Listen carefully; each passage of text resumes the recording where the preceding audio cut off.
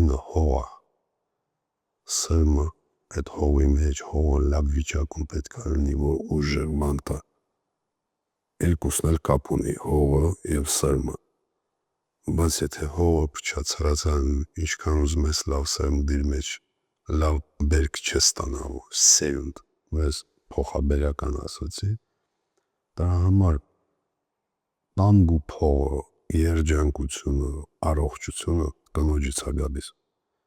կնոջը պետք է հին ժամանակներից կանանց պաշտում են, այս Պարսկաստանում, որ գիտեք, թե կանանց հայնձևի, բոլորը գիտեն, թե ճնշում են, բայց դուք ոչ մեկ պարսիկի հետ չեք կարա գործարք անեք, մինչև կինը չհամաձայնի, իրանք անպայման ժամանակ են վերցնում, գնան իրենց կանանց հետ տակ քննարկեն, ու ուստավել են որոշ մարդիկ տենց անում, ով մի քիչ կյանքը հասկանում է, ու դրա համար ես տղամարդկանց կորդորեմ իրենց կանանց մեծարեն,